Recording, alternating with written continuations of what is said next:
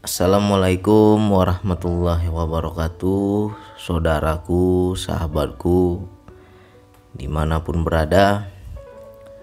Mudah-mudahan selalu dalam kesehatan, dalam kebahagiaan lahir dan batin. Amin ya Allah. Semuanya sehat, dompet sehat ya, pikiran sehat, pokoknya sehat semualah. Jadi ini ada sebuah pertanyaan dari sahabat kita. Beliau bertanya di YouTube kemarin, ini baru sempat saya jawab, yaitu dari Ngalap Ilmu.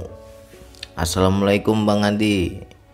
Ya Bang Andi, saya coba meluaskan kesadaran jiwa saya seluas ruangan atau seluas taman dan terus seluas-luasnya. Tapi saya bingung, saya ini pakai pikiran apa pakai kesadaran gitu Bang Andi. Semoga Allah selalu mencurahkan rahmatnya untuk Bang Andi sekeluarga. Amin ya Allah. Jadi ini kita harus pahami ya, memang lain orang lain pula caranya, lain orang lain pula metodenya ya. Sebenarnya meluaskan kesadaran ini kurang tepat kalau menurut saya ya. Yang tepat itu adalah kesadaran yang meluas, bukan meluaskan kesadaran. Karena kalau kita memakai kata meluaskan kesadaran, itu namanya ada ego kita. Seolah-olah kita mampu, seolah-olah kita bisa, seolah-olah kita yang berkehendak.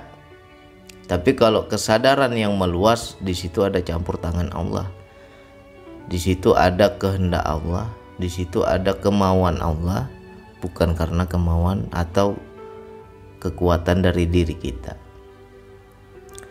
Sebenarnya makna meluaskan kesadaran ini sudah sering terjadi. Mungkin kita kurang memperhatikannya. Bagaimana Bang contoh-contoh meluaskan kesadaran atau kesadaran yang meluas?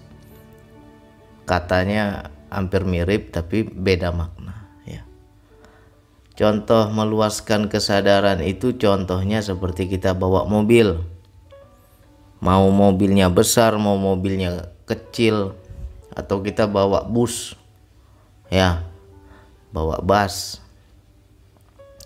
Ketika kita bawa bus yang begitu besarnya, berapa meter itu panjang bus itu kan, tetapi seorang supir dia bisa meluaskan kesadarannya seperti tubuh bus itu, seperti panjang bus itu, kesadarannya meluas sehingga menjadi satu tubuh ya.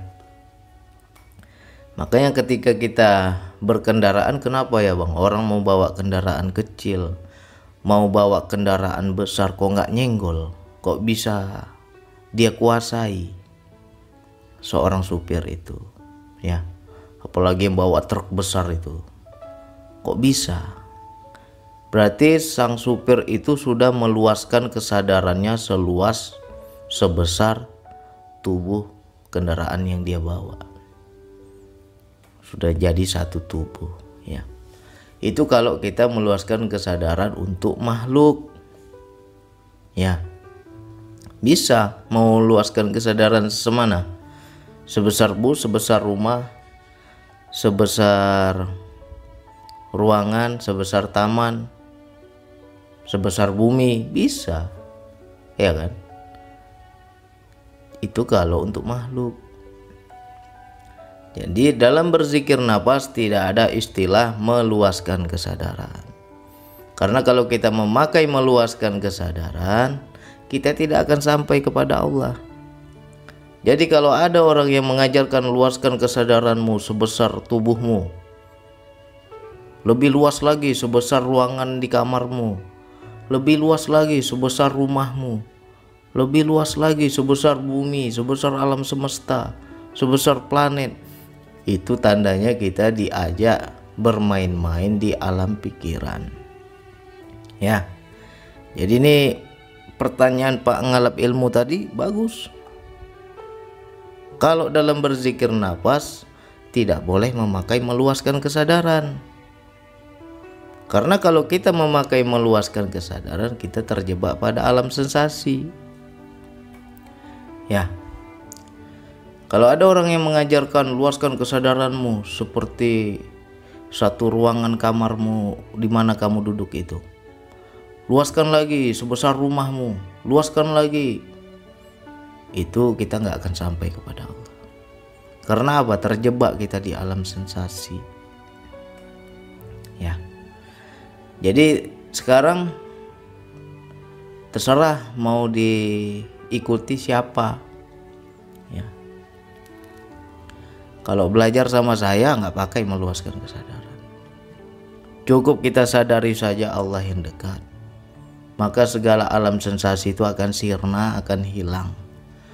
Kalaupun nanti kita diperjalankan oleh Allah, dikehendaki oleh Allah, maka kesadaran kita akan meluas dengan sendirinya, tetapi itu bukan tujuan.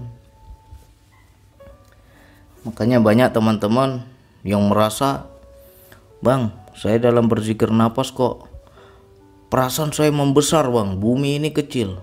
Nah itu namanya kesadarannya meluas, tetapi bukan mampunya kita. Ya, nggak ada kita kemampuan di situ. Di situ kehendak Allah. Allah yang memperlihatkan, Allah yang memperjalankan, Allah yang memperluaskan, bukan kemampuan kita.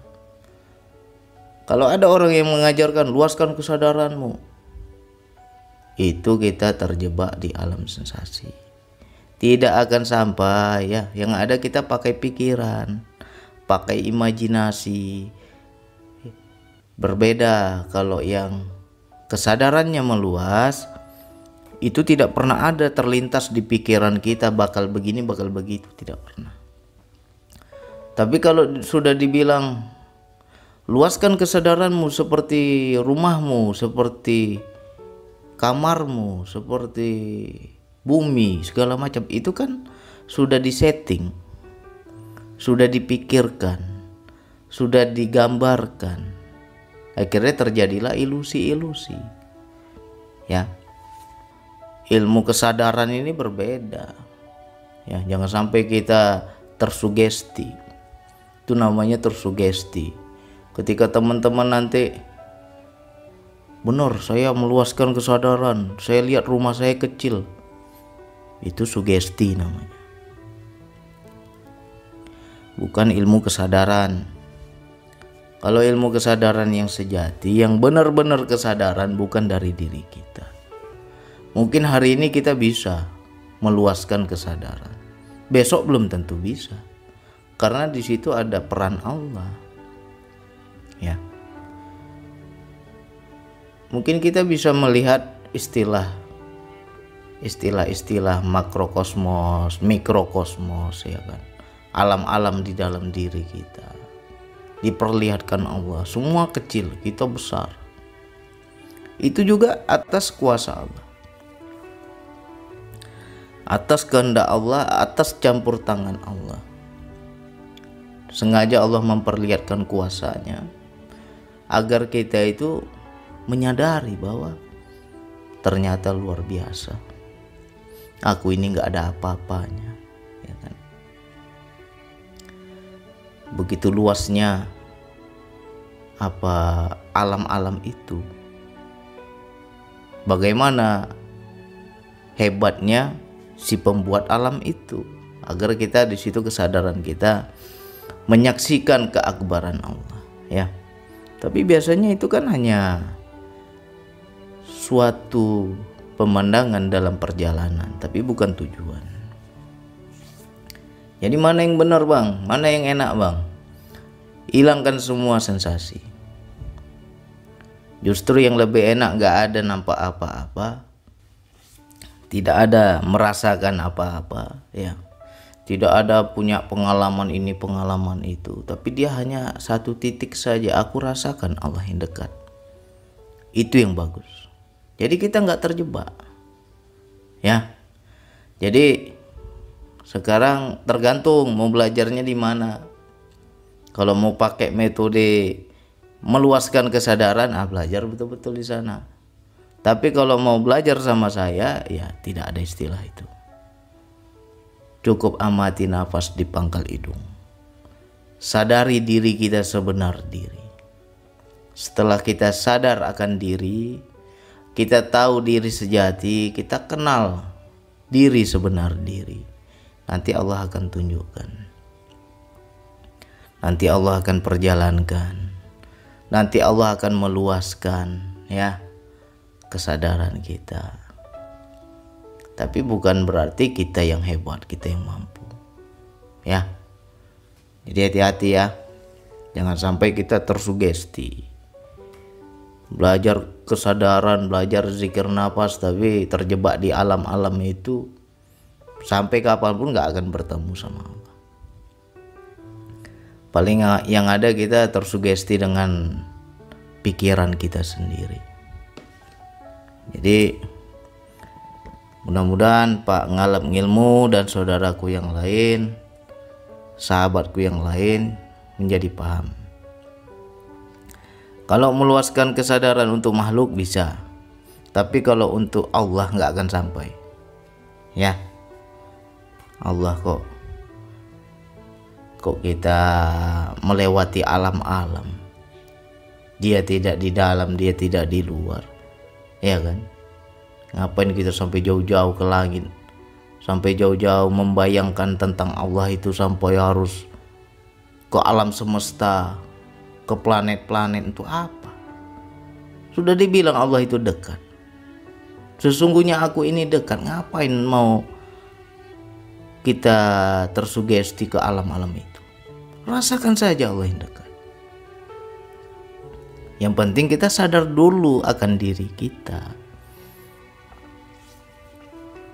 Siapa yang mengenali diri akan mengenali Tuhannya, ya. Siapa yang kenal diri akan kenal Allah. Diri dulu sadari. Pahami hakikat diri. Diri sebenar diri itu yang mana? Yang dikatakan nafs, jiwa itu yang mana yang sebenarnya? Jadilah jiwa dulu, ya. Ibaratnya sekarang kita masih dalam kondisi jasad, ya. Inilah diriku, Bang. Inilah bentuk tubuhku, Bang. Ya kan? Itu kan yang kita ketahui kan yang zohir. Dirimu yang batin yang mana? Masuk dulu ke dalam diri. Untuk menemui Allah harus jadi batin dulu. Ya. Allah itu goib, hanya bisa dipandang dengan yang goib, ya. Kalau dipandang dengan yang zohir nggak akan ketemu Allah itu. Jadi untuk mengenal Allah, jadilah dirimu sebenar diri. Masuk dulu. Nah, setelah kita paham inilah diriku, Bang, yang sebenar, inilah yang dikatakan batinku yang sebenar, jiwaku yang sebenar, nafsku yang sebenar. Di situ baru bisa bertemu Allah. Ya. Macam mana, Bang, cara cirinya kita itu bertemu Allah, Bang? Ya nggak bisa kita gambarkan. Kalau masih gambarkan rumah, planet, alam semesta, tata surya, ya bukan Allah itu. Nggak akan sampai. Selagi masih ada itu nggak akan sampai kepada Allah. Tunggu sirna itu semua. Jadi jangan pakai lagi meluaskan kesadaran, nggak akan sampai nanti. Ya, cukup kita itu rasakan saja kedekatan dengan Dia. Sadari Dia yang dekat. Makanya diperhatikan level 1 itu, kuncinya itu di level 1. Ya. Tidak ada yang bisa membawa kita atau mengarahkan kita atau memperkenalkan kita kepada Allah kecuali ruh. Ya. Ikuti dorongan nafas, itulah ruh. Ya. Jiwa itu gendongan sama ruh, gandol ruh, baru bisa sampai kepada Allah. Karena ruh itu dari Allah kembali kepada Allah. Hanya ruh itulah yang tahu jalannya. Nah, ketika kita mengikuti level 1 sampai kita nanti ya kuasai level 1. Nah, untuk sampai ke titik itu harus paham daya. Kalau nggak paham daya nggak akan dapat juga. Harus paham daya. Makanya jangan disepelekan zikir nafas ini. Kalau belajar sungguh-sungguh belajar itu. Ya, tinggalkan semua alam-alam itu.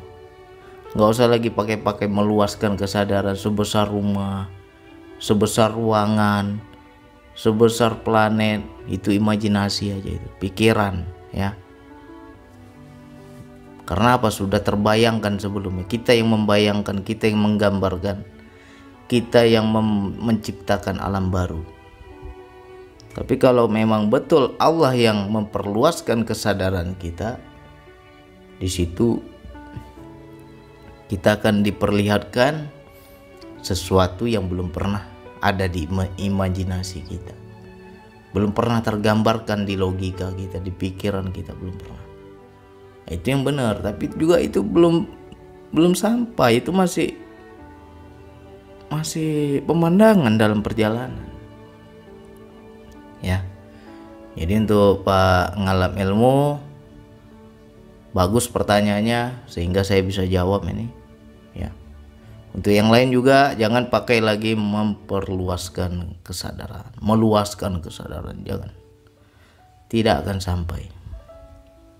Cukup amati nafas di pangkal hidung, sadari Allah yang dekat ya, ikuti kehendaknya, ikuti dorongannya sampai kita nanti. Dilatih terus DN ya. Mudah-mudahan yang sedikit ini manfaat untuk kita semua. Hanya itu yang bisa saya sampaikan. Wassalamualaikum.